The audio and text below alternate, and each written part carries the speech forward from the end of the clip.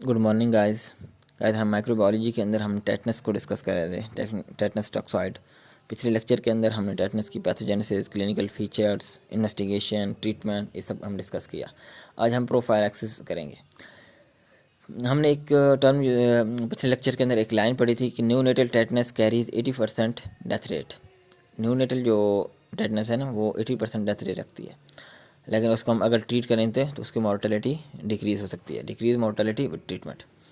Prophylaxis के अंदर prevention of neonatal tetanus, ऐसी कहा जाता है कि वो कौन सी वैक्सीन है कि जो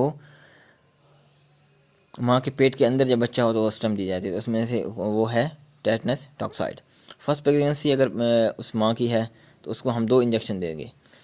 पहले एक इंजेक्शन है injection tetanus toxoid 0.5 ml IM। कब देंगे? ट्राइमेस्टर, लास्ट ट्राइमेस्टर में, in trimester 26 and third week of pregnancy. 26 week में एक इंजेक्शन देंगे और एक थर्ड वीक ऑफ प्रेगनेंसी के अंदर, हम अगर माँ की पहली प्रेगनेंसी है। अगर सब्सिक्वेंट प्रेगनेंसी मतलब दूसरी या तीसरी प्रेगनेंसी है तो single injection tetanus toxoid 0.5 ml IM at the third week. Third week के ऊपर हम एक इंजेक्शन देंगे। आफ्टर बर्थ, बर्थ के बाद हम बच्चे को देंगे, ना कि माँ को देंगे।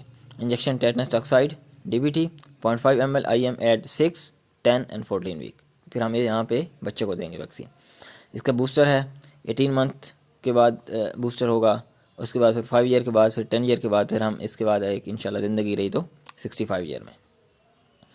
नॉन इम्यूनाइज एडल्ट, अगर कोई पेशेंट आया कि वो कहता है कि मुझे पैदाइशी टीके नहीं लगे, ना मेरे घर वालों ने मेरा ख्याल किया, कुछ नहीं किया, तो अब आप डॉक्टर साहब, आपका काम है, आप मेरा ख्याल रखें। तो डॉक्टर साहब क्या करेंगे कि इंजेक्शन टेटनस टॉक्साइड उसको लगाएंगे 0.5 ml IM।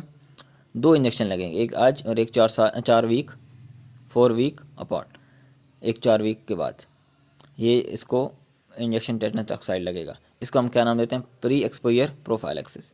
एक्सपोज नहीं हुआ, अभी किसी चीज़ से भी एक्सपोज नहीं हुआ, लेकिन वो अब ख़ुद को इम्यूनाइज़ करने के लिए ये 2 इंजेक्शन लगवाएगा।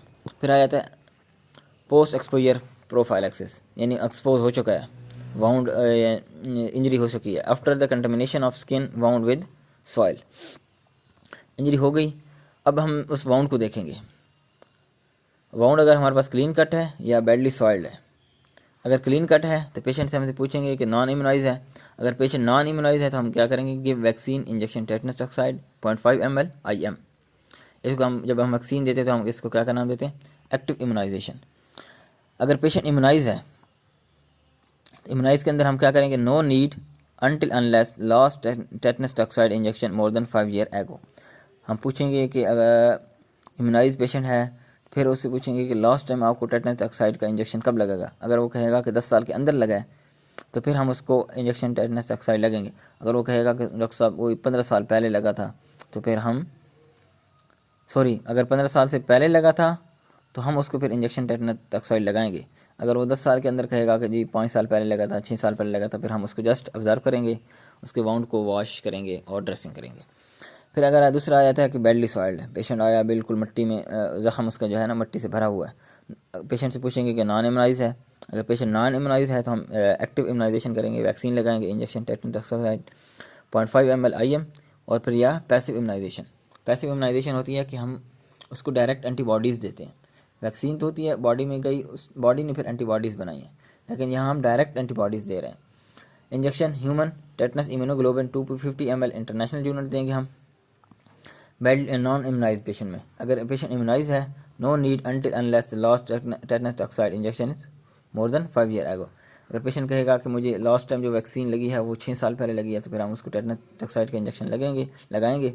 और अगर उसको कहेगा कि 2 साल पहले या 1 साल पहले, 5 महीने पहले मुझे टेटनस टॉक्साइड का इंजेक्शन लगाया, तो फिर हम यहाँ इंजेक्शन नहीं लगाएंगे, जस्ट ऑब्जर्व करेंगे और वॉश करेंगे।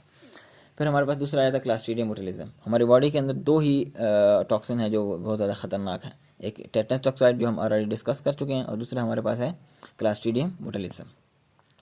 क्लास्ट्रीडियम बोtulism हमारे पास ग्राम पॉजिटिव रॉड है, एनारोबिक है, स्पोर फार्मिंग बैक्टीरिया। सोर्स हमारे पास सॉइल है। Mechanism of mode of transmission के हमारे पास injection of contaminated tin packed food. जो भी टिन पैक्ड फूड होती है ना, जिसमें हमारे पास सॉफ्ट ड्रिंक्स वगैरह हो गई या जो भी पैक फूड है, उससे हम उसको इंजेक्शन करते हैं, तो उसकी वजह से हमारे पास ये बोtulism टॉक्सिन जो हमारे बॉडी के अंदर चले जाता है वो हमें अब हम देखें इसकी pathogenesis. Contamination of tin pack food with spore of clostridium botulism. कोई टिन पैक फूड है तो किससे हो गया, कंटामिनेट हो गया, spore of clostridium botulism under the anaerobic atmosphere, क्योंकि ये भी एनारोबिक बैक्टीरिया है तो इसको भी एनारोबिक एटमॉस्फेयर चाहिए। Spore are going to germinate adult bacteria vegetative form release on exotoxin on food. वहाँ जाएगा अपने आप को क्या करेगा, वेजिटेटिव फॉर्म में चेंज करेगा और उसके बाद क्या रिलीज करेगा, exotoxin on food. After injection of tin pack food, वो फूड जिसके ऊपर बोtulism टॉक्सिन है, अब वो हम इंजेक्शन कर चुके हैं। This botulism toxin enter into GIT absorb into blood circulation. GIT के अंदर इंटर हो गई और उसके बाद कहाँ चले गए, जीआईटी से पोर्टर सिस्टम के थ्रू हमारे ब्लड सर्कुलेशन के अंदर चली गई। अच्छा जी, क्लस्ट्रीडियम बोtulism जो है ना, it is a type of food poisoning. Food poisoning है but not give any GIT upset. इसमें कोई जीआईटी के कोई इश्यूज़ नहीं आ रहे होते, लेकिन it is a type of food poisoning. Food poisoning के अंदर हमने 3 बैक्टीरिया पढ़े थे, स्टेफिलोकोकस ओरियस, बैसिलस कैरस और क्लस्ट्रीडियम परफ्रिंजिस। ये हमने 3 बैक्टीरिया पढ़े थे जो कि फूड पॉइजनिंग कॉज करते हैं। ये भी एक किस्म की फूड पॉइजनिंग है, लेकिन इसमें जीआईटी अपसेट नहीं होती। वहाँ क्या है, जीआईटी अपसेट थे, यहाँ जीआईटी अपसेट नहीं है। अच्छा जी, अब ब्लड के अंदर पहुँच गया, जीआईटी से गया, जीआईटी से ब्लड में गया। अब ब्लड से उसने कहाँ जाना है कि via blood stream it reach site of attack neuromuscular junction में।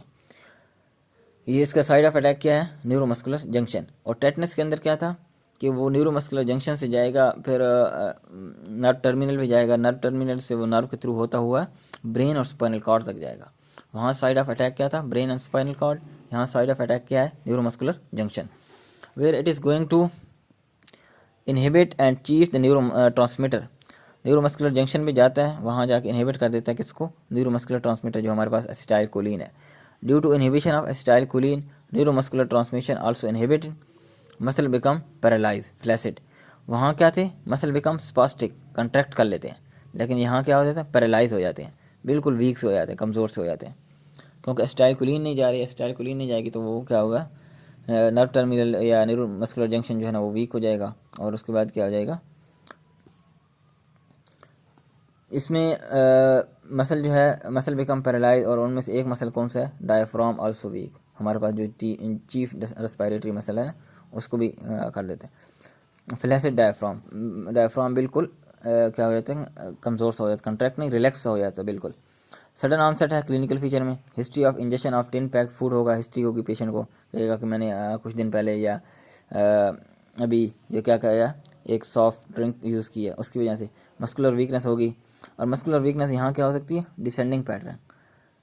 एक होती है असेंडिंग पैटर्न, नीचे से ऊपर आना, एक होते है डिसेंडिंग पैटर्न, ऊपर से नीचे की तरफ जाना। रैपिडली अग्रेसिव होगा, प्लस मिनिमल जीआईटी अपसेट, बहुत मिनिमल या ना होने के बराबर होते हैं। इसमें अपने इसने क्या करना है, डिसेंडिंग पैटर्न है, मतलब अब ऊपर से नीचे की तरफ जाना है। सबसे पहले आइज़ को इफेक्ट करेगा तो टोसिस होगी, ट्रूपलिंग ऑफ आईलिड्स, फिर डिप्लोपिया होगा। अगर फिर हम स्फेगस की मसल को इन्वॉल्व करेगा तो डिस्फेजिया होगा, खाने में मसला हो जाएगा। अगर हमारे ट्रेकिया और इनकी मसल को इन्वॉल्व करेगा तो आर्थरिया, बोलने में मसला होगा। नेक वीकनेस होगी, लिम्ब वीकनेस होगी। उसके बाद लिम्ब के बाद हमारे पास हमारा चीफ रेस्पिरेटरी मसल डायफ्राम, वो पैरालाइज होगा। Respiratory failure, flaccid respiratory failure, मतलब ऊपर से आइस से को इन्वॉल्व किया, फिर हमारे नेक को इन्वॉल्व किया, फिर हमारे लिम्स को, फिर हमारे डायफ्राम को इन्वॉल्व किया। इस तरह हमने वहाँ पढ़ा था ना कि टेटनस के अंदर हमारे पास लॉग क्या था, लॉग जॉ था, उसके हमने डिफरेंशियल डायग्नोसिस पढ़े थे। इस तरह यहाँ भी हमारे पास है डिसेंडिंग पैटर्न, मतलब ऊपर से नीचे। एक कुछ डिजीज़ हैं जो हमारे पास असेंडिंग पैटर्न करती हैं, उनमें हमारे पास आती है गुलियन बायर सिंड्रोम। इसमें हमारे पास क्या होती है, असेंडिंग पैटर्न। लेकिन जो हमारे पास डिसेंडिंग पैटर्न, इसके अंदर हमारे पास 2 आते हैं, या तो क्लास्ट्रीडियम बोtulism आती है या मस्तीनिया ग्रेविस आ सकती है। अच्छा, इन दोनों में फ़र्क क्या है, clostridium botulism is the rapid onset and progressive, और लेकिन मस्तीनिया ग्रेविस क्या है, इंसीडियस ऑनसेट, स्लो ऑनसेट है। On and off, relapsing limiting, slow progressive. Weakness क्या होगी, टुवर्ड द डे एंड, यानी पेशेंट कहेगा कि मॉर्निंग में तो बिल्कुल एक्टिव होता हूँ, लेकिन इवनिंग में जाते जाते जाते ये शाम जब होती है तो मैं बिल्कुल कमज़ोर सा हो जाता हूँ।